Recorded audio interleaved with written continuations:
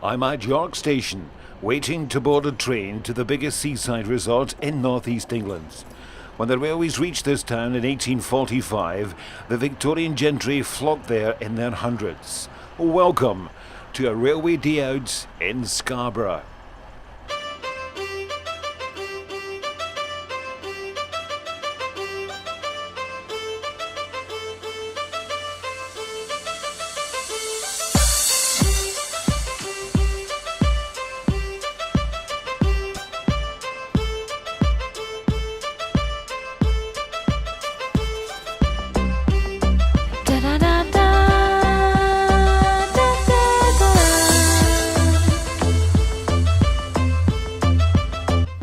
The York to Scarborough Railway was built by George Hudson, the Railway King, and opened on the 7th of June, 1845.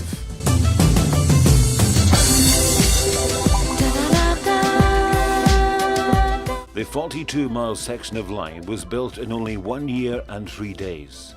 This timescale was possible because they chose to follow a route of the River Derwent and not the costly and time-consuming route through a tunnel at Hawarden Hills, south of Malta.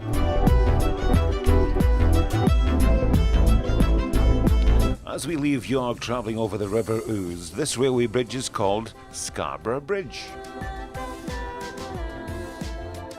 When this line was opened, it also included a 6 miles branch from Rillington to Pickering, and it connected with the Whitby to Pickering Railway, which originally was horse-drawn until the Scarborough line was opened. Then they were given steam power. We're now passing the old signal box they used to control Scarborough. It was called Falsgrave Signal Box. All the semaphore signals have disappeared, and now Scarborough Station is controlled by Siemens Signal Box and its new fibre optic signals. Arriving into Scarborough Station, if you look across at platform 1, you'll see a blue bench. Well, it's one long continuous seat, and it is the longest seat in any railway station in the world. It is 152 feet in length.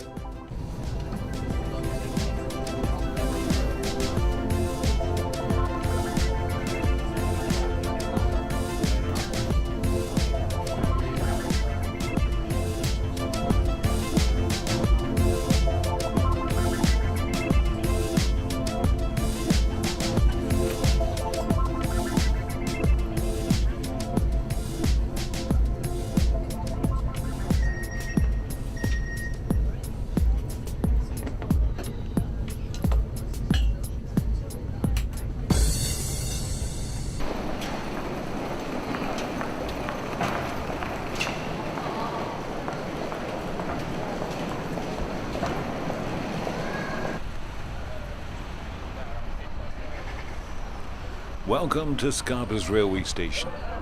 The station is situated in town, and it would take you approximately 10 to 15 minutes to walk down to Scarborough's south shore. And that's exactly what I'm going to do before I visit one of Scarborough's famous railways.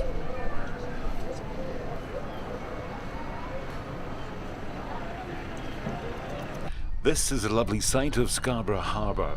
It can be traced back to 1225, when King Henry III made a grant of 40 oaks for the men of Scarborough to build a harbour. But in 1251, he granted a charter allowing people of Scarborough to construct a new harbour with timber and stone, allowing ships to enter the harbour safely in all weather conditions. And it is a lovely harbour, and still used for fishing today. Looking along Scarborough's south shore, this is the elegant Scarborough Spa Bridge. It was built by the Cliff Bridge Company, and it opened on the 19th of July, 1827.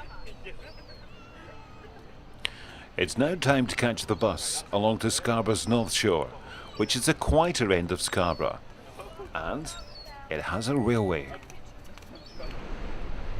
We're now at the north side, looking back at Scarborough Castle. It was built by King Henry II. He granted a charter for the town in 1155 to allow markets on the sand. But in 1253, The King gave Scarborough a royal charter, allowing a 6-week trading festival, attracting merchants from all over Europe. Are you going to Scarborough Fair? Yep, that's where we got it from. And this 6 weeks trading festival, which happened every year, continued for 500 years. This is Scarborough's famous corner cafe, which has changed over the years, but I'm on the way to a railway.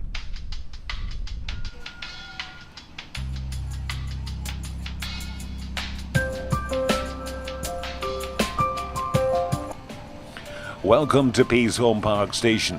We're going to travel to Scarborough Mills. It's just under a mile. Oh, and the track gauge of this railway is 20 inches.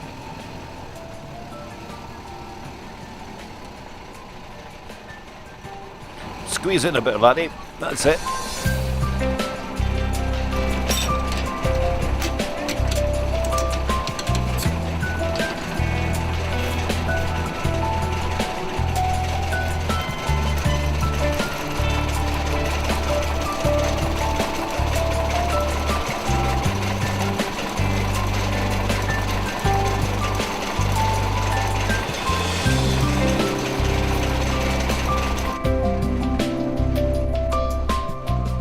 Now, how cool is that?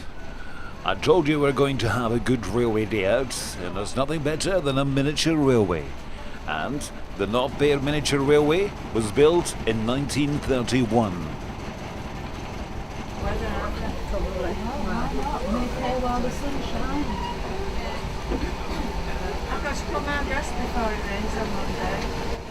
Did somebody mention it's going to rain on Monday? Afternoon, ladies. Now hold on tight, we're on the move.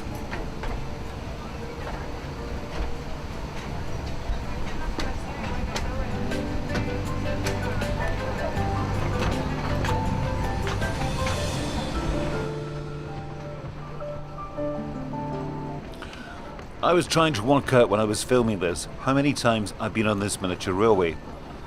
I was on it as a kid, I was on it as a teenager, travelled on it as a young man, travelled as a father, and one of the interesting things is it's either got people who have been on it for the first time during their holiday, and then people come back through nostalgia to think about the good old days, because this is a wonderful miniature railway and it's well worth a visit if you ever come to Scarborough. We're now passing Scarborough's open air theatre. It opened in 1932 and it was a great location, staged concerts and operas and dancing.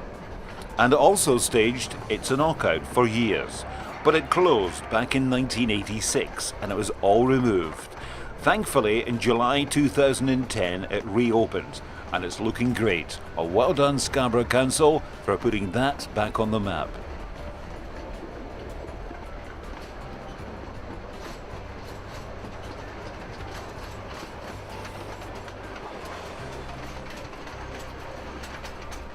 Now let's just sit back and enjoy the journey and the scenery.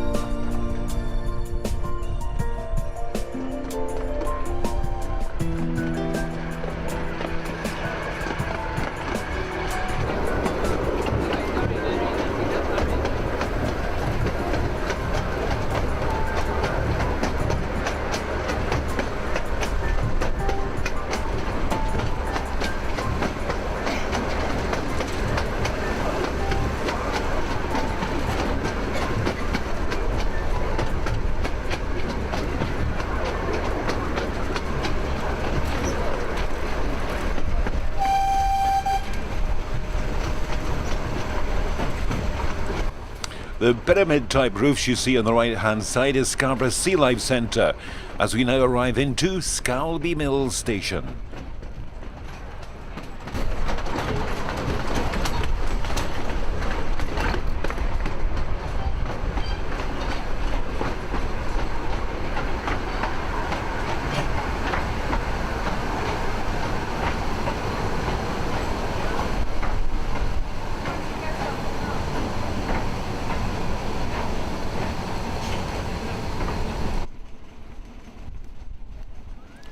As I mentioned earlier, the North Bay Miniature Railway was built in 1931. The opening ceremony took place at 2 p.m. on the 23rd of May 1931. The locomotive Neptune was officially handed over by the chairman of the North Side Development Committee, Alderman Whitehead, to the Mayor of Scarborough, Alderman J. W. Butler.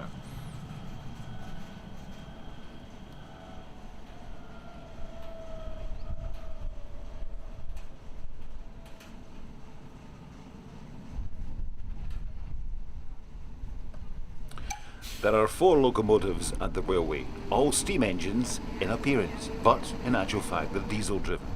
Their names are Neptune, Triton, Poseidon and Robin Hoods, and they all date from 1931 to 1932.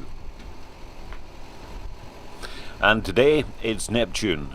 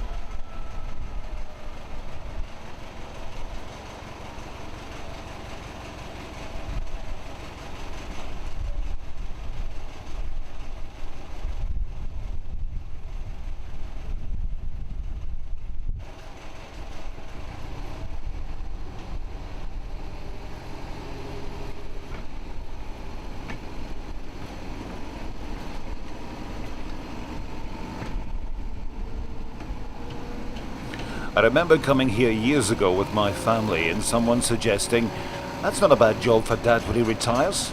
Of course my reply was, "Pass me the dungarees and the boiler suit and I'm off."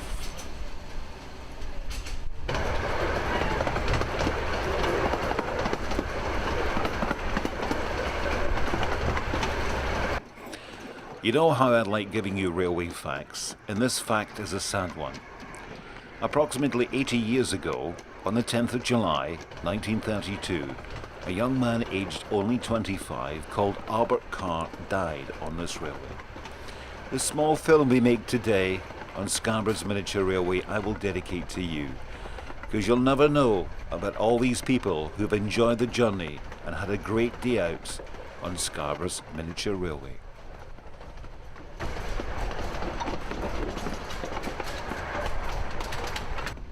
Now here's a special announcement for the people who run this railway. That signal head is at the wrong side of the post. It should show the same colour, but it's to the wrong side. Put it the other side. Free advice. Thanks very much. As we arrive into Peasholm Park Station, we're going to walk across to Peasholm Park. And we're going to watch something very special and very unusual. And again, it's in miniature.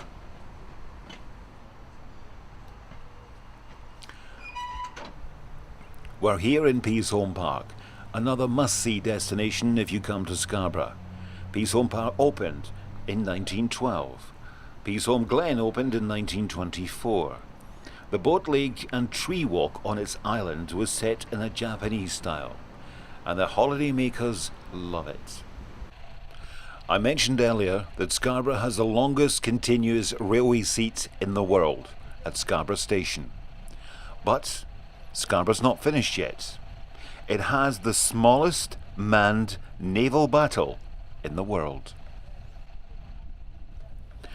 These large model boats have been battling on the lake in Peasholm Park for over 80 years.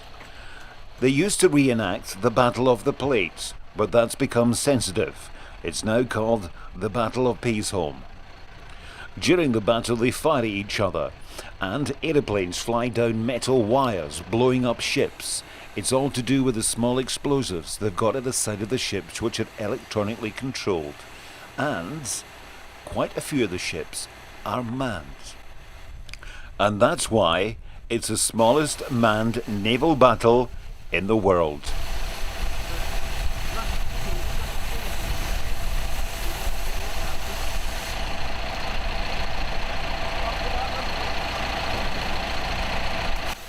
Scarborough's naval battle runs in the summer months either 2 or 3 days a week.